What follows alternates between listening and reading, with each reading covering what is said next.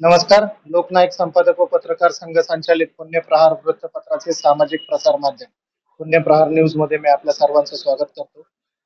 कोंढवा विभागात, कात्रज विभागात जी बेकायदेशीर बिल्डिंगांवर कारवाई सावरकर भवन विभागातील झोन क्रमांक 2 या महानगरपालिकेच्या बांधकाम विकास विभागाकडनं होत आहे. त्याच्यावर काही जनसामान्यांच्या 1-2 गुंठ्यांच्या घरांवर सुद्धा हातोडा पडलेला आहे. सामान्य जनतेच्या 1-2 गुंठे बांधलेल्या घरावर सुद्धा महानगरपालिका हातोडा मारते. पण बिल्डर लोकांच्या लाखो करोडो रुपयांचे जे बिल्डिंग्स उभे असतात त्याच्यावर महानगरपालिकेचे अधिकारी कुठलीही कारवाई करत नाही. महानगरपालिकेचे अधिकारी या बिल्डर लोकांच्या अवैध बिल्डिंगवर का कारवाई करत नाही? यांच्याकडे बिल्डर लोकांकडनं काही पाकिटं पोचतात का?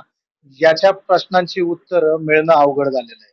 बांधकाम विकास विभाग हा सामान्य जनतेच्या सेवेसाठी म्हणून महानगरपालिकेमध्ये उभा केलेला विभाग आहे. पण यामध्ये फक्त बिल्डर पोसो आणि सामान्य जनतेला त्रास हो असाच काहीसा प्रकार निर्माण झालेला आहे.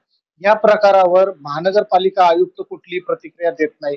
बांधकाम विकास विभागाचे अधिकारी फक्त गरिबांची घरं पाडण्यामध्ये मशगूल आहेत आणि बिल्डर लोकांना पाठीशी घालण्यासाठी एक विशेष प्रकारचं पाकिट यांना आर्किटेक्ट आणि त्यांचे जे विभागातील सीईओ असतील, की जसं की आर्किटेक्ट आहे, बिल्डर आहे, बिल्डरची काही अकाउंट सीए असतात.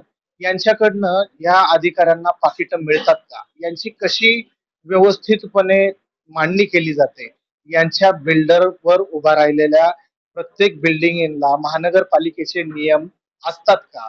का नियम सगळे धाब्यावर बसवतात आणि अधिकाऱ्यांना फक्त पाकिटं घेऊन काम करण्यासाठी बिल्डर लोक सपोर्ट करतात? या सर्व गोष्टींवर फक्त एकच गोष्ट प्रामुख्याने निदर्शनास येते, की पुणे शहरामध्ये गरिबांवर अन्याय आणि श्रीमंताला विशेष न्याय गेल्या पुणे शहरातल्या काही घडामोडींमध्ये पण स्पष्टपणे दिसत आलेलं आहे.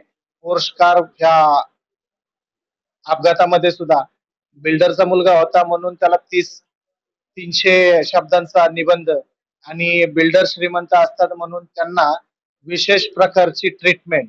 इथं तर काही अशा पण गोष्टी घडतात की सावरकर भवन मध्ये उपअभियंत्याच्या कॅबिन मध्ये येऊन बिल्डरचा आर्किटेक्ट किंवा सीए इथल्या फायली उचलून घेऊन जातो आणि गपचूप त्याचा काहीतरी कार्यक्रम करून पुन्हा परत आणून देतो.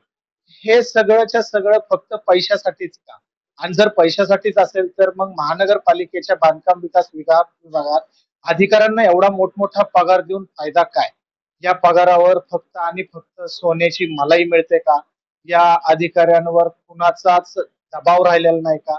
महानगरपालिकेचे नियम फक्त धाब्यावर बसवण्यासाठी आणि गरिबांच्याच घरावरून कारवाई करण्यासाठी आहेत का? असे अनेक प्रश्न आहेत.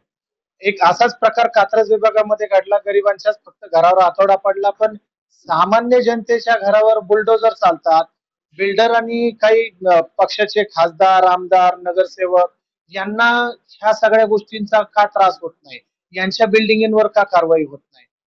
या सगळ्या प्रश्नांची उत्तरं अनुत्तरेच आहेत. सामान्य जनता पूर्ण आयुष्य पैसा जमा करून करून कुठंतरी एक विशेष प्रकारचं घर बांधायचा प्रयत्न करते आणि क्षुल्लक गोष्टीच्या फक्त नियमांचा भंग झाला म्हणून त्या सामान्य जनतेने पूर्ण आयुष्याची पुंजी केली, ती जमा केली आणि त्याच्यावर ते घर बांधलं आणि त्या घरावर हातोडा टाकला.